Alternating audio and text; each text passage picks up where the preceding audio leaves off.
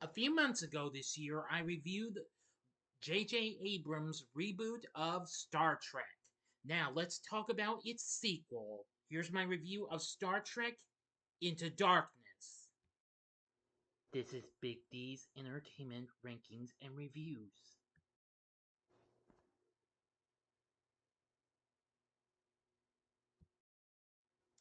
So, greetings, my fellow YouTubers, and welcome to Big D's Entertainment Rankings and Reviews. My name is Noel, better known to as the Big D, and this time around, I bring to you a review of the 2013 sci-fi action flick Star Trek Into Darkness, released by Paramount, along with Bad Robot and Skydance Productions. Directed by J.J. Abrams and written by Roberto Orci, Alex Kurtzman, and Damon Lindelof.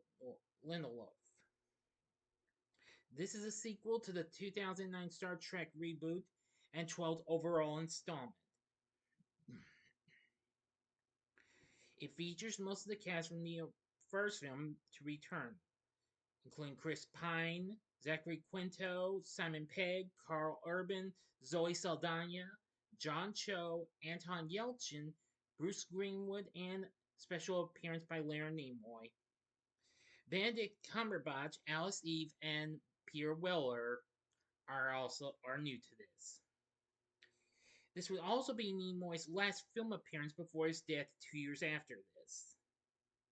It's set in the 23rd century and follows Captain Kirk and the crew of the Enterprise as they are sent to the Klingon homeworld to seek out former Starfleet member turned terrorist John Harrison. The film was released on May 15th, 2013, just a few weeks after it made its premiere in Sydney. Now, if you haven't seen my review of the first film, the Star Trek reboot, click on that card and you will be able to watch it in case you might have missed it, or if you'd like to see it again. But I can see that a lot of y'all actually got to watch it, and I'm glad y'all have enjoyed it as well.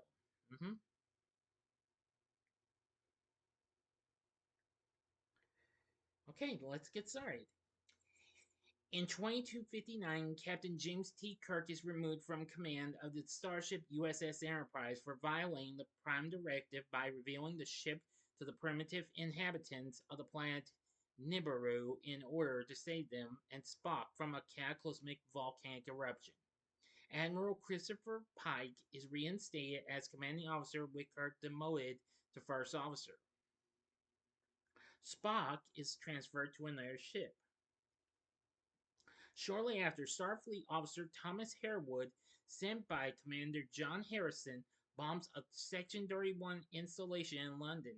During an emergency meeting on the situation, Harrison uses the ship to ambush and kill Pike and other senior officers before transporting to Kronos, homeworld of the hostile Klingons. Admiral Alexander Marcus reinstates Kirk and Spock to the Enterprise with orders to kill Harrison using a new long-range stealth torpedo. Chief Engineer Montgomery Scott objects to allowing untested torpedoes on board without knowing their specifications. When he is overruled, he resigns. Kirk assigns Pavel Chekhov to replace Scotty. En route to Kronos, the Enterprise's warp capabilities become disabled. Kirk leads a team with Spock and Uhura to the planet, where they are ambushed by Klingon patrols. Harrison appears and kills the Klingons. Harrison surrenders when he learns the precise number of torpedoes on board the Enterprise. Dr. Lynn McCoy and Marcus's daughter, Dr. Carol Marcus, open a torpedo at Harrison's urging, revealing the torpedoes contain cryogenically frozen humans. Harrison is taken to the Enterprise's brig, where he reveals his true identity as Khan Noonien Singh, a genetically engineered superhuman awoken by Admiral Marcus from centuries of sleep and forced to develop advanced weapons. Khan reveals that Marcus sabotaged the Enterprise's warp drive, intending for the Klingons to destroy the ship after it fired on Kronos, sparking a war with the Klingon Empire. Khan also gives Kirk a set of coordinates, which Kirk asks Scott to investigate, and Scott discovers that coordinates lead to a covered Starfleet facility. Enterprise is intercepted by a much larger Starfleet warship, USS Vengeance, commanded by Admiral Marcus. Marcus demands that Kirk deliver Khan, but Enterprise flees to Earth to expose him. After Vengeance disables Enterprise near the moon, Carol reveals her presence aboard Enterprise to stop the attack. Marcus forcibly transports Carol to Vengeance before ordering Enterprise's destruction. Vengeance loses power after being sabotaged by Scott, who infiltrated the ship. With transporters down, Kirk and Khan, with the latter's knowledge of the warship's design, space jump to Vengeance. Meanwhile, Spock contacts his future self on New Vulcan, who tells him of his own encounter with Khan and warns that he cannot be trusted. After their After finding their way to the bridge, Khan overpowers Kirk, Scott, and Carol, kills Marcus, and takes control of Vengeance. Now for the final act and the ending. As always, you know the procedure. You have 5 seconds to stop this video. Go to the description box below. Fast forward to the time below as I count down now. If you've seen the movie already, please continue. Okay, you've been warned. Khan demands that Spock return his frozen crew in exchange for the Enterprise officers. Spock complies, having had McCoy surreptitiously remove Khan's frozen crew from the torpedoes beforehand. When Khan starts shooting at Enterprise, Spock detonates the warheads, crippling the ship. With both starships caught in Earth's gravity, they plummet toward the surface. Kirk enters Enterprise's radioactive reactor chamber to realign the warp core, sacrificing himself to save the ship.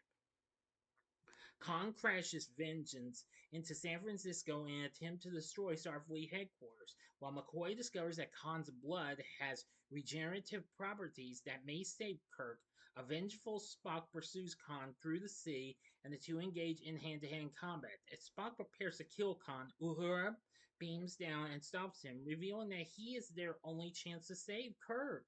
Khan's blood revives Kirk, and Khan is sealed in his cryogenic pod and stored with his compatriots. 1 year later, Kirk speaks at Enterprise's rededication ceremony.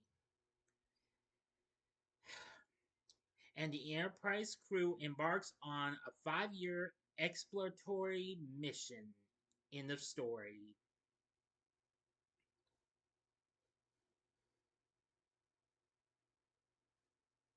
So, what did I think of Star Trek Into Darkness? Well, I must say I did like it. I liked it just as much as the predecessor to the film.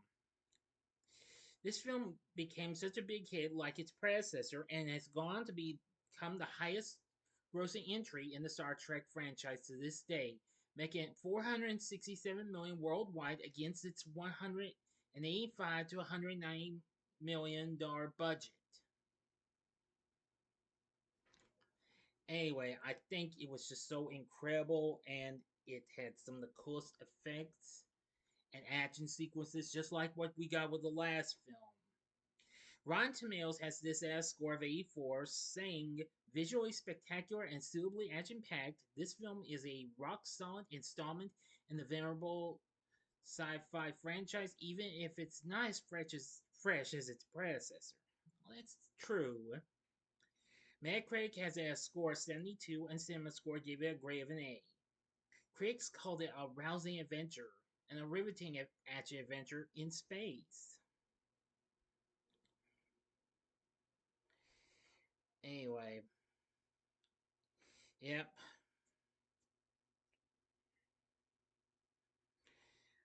Let's see. Benedict Cumberbatch's performance attracted praise from critics, with Peter Travers of Rolling Stone calling it a tour de force to reckon with, and his character a villain for the ages. Joe Neumeyer of the New York Daily News wrote that Cumberbatch delivered one of the best blockbuster villains in recent memory. Jonathan Romney of The Independent noted Cumberbatch's voice, saying it was so sepulchral, I'm sorry if I mispronounced it, resonant that it could have been synthesized from the combined timbres of Ian McKellen, Patrick Stewart, and Alan Rickman, holding an elocution contest no elocution, excuse me, contest now I will. And the New York Times praised his screen performance. He fuses Byron charisma, wit, and patient, imperious intelligence that seems to raise the ambient IQ whenever he's on screen.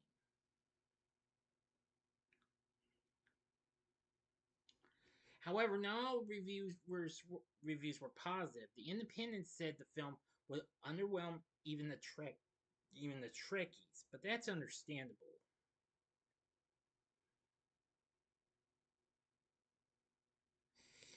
Actually, Nicholas Meyer, the director of the original second Star Trek film, Wrath of Khan, from which the film borrows and remakes some of the scenes, revealed 5 years later after this that he had been disappointed with the film. The film was criticized for a certain scene with Alice Eve's character of Carol Marcus in her undies, which was called wholly unnecessary and gratuitous. Well, the screenwriter and producer Damon Lindelof apologized on Twitter, now X, for the scene. Says, I take responsibility and will be more mindful in the future. Hey, that's understandable. On Conan, Abrams addressed the matter by debuting a deleted scene of Cumberbatch's character of Khan taking a shower. Eve addressed the underwear controversy later on at a Vegas Star Trek convention and said, I didn't know it would cause such a ruckus. I didn't feel exploited. Hey, that certainly is true. But I'm not dissing that. No way. That was just a wee bit of a surprise. Know what I'm saying? But please, don't hate me for bringing it up, though. You don't have to take my word for it. Anyway, Michael Giacchino returned to do the score after doing the previous film. Of course, this was his fourth film collaboration with J.J. Abrams. And the score contains the original Star Trek TV series theme by Alexander Courage, which that was really cool. I'm glad we got to hear that once again. So anyway, yeah, the score's incredible. I gotta give the story credit as well. I know it might have done some scenes that we saw in Wrath of Khan, but nevertheless, I found this film to be pretty awesome. For our cast, we have Chris Pine as Captain Kirk once again, still good as always. Zachary Quinto as Mr. Spock, he was good. Leonard Nimoy actually had a cameo appearance as Spock Prime. Karl Urban as Dr. McCoy, he's still good. Zoe Saldana as Lieutenant Uhura, good. Simon Pegg as Scotty, once again, good.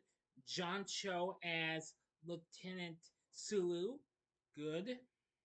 Benedict Cumberbatch taking on the role of Khan. Wow, I'm gonna say, well, this was still before he even made it in the MCU as Doctor Strange. I'm gonna give Cumberbatch a good big thumbs up, two of them, because he was such an incredible actor to pull off a role like that. The late great Anton Yelchin returns as Chekhov. He's still good. Well, I mean, was still good. Bruce Greenwood returns as Christopher Pike. Alice Eve, of course, as I said, played Carol Marcus. I'm going to say she was really good. Now, actually, she kind of almost reminds me of Nurse Chapel from the original series, which that character's name is actually brought up, as a matter of fact. And Peter Weller, the original RoboCop, plays Alexander Marcus. So I must admit, they are really did good job.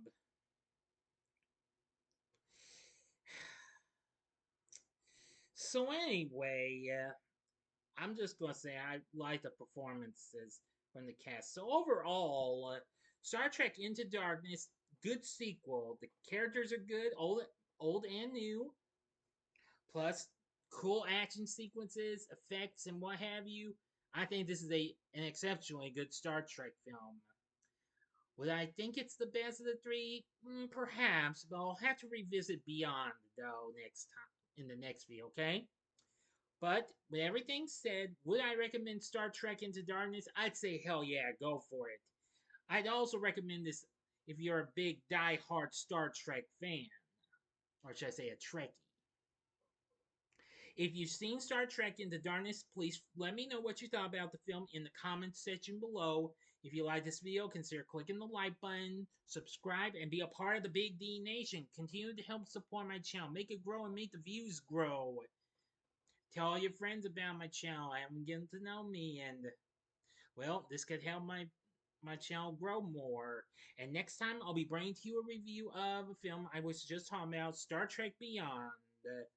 So if you like this, check out my reviews for some of these other films in the Star Trek franchise. In the upper left-hand corner is my review of Star Trek II, The Wrath of Khan. The upper right-hand corner is my review of the sequel to that one, which was The Search for Spock.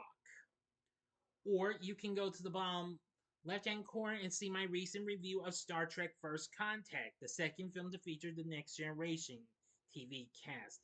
And the bottom right-hand corner is the button you can click to subscribe. If you like rankings and reviews on movies, TV, music, video games, etc., then I'm your guy.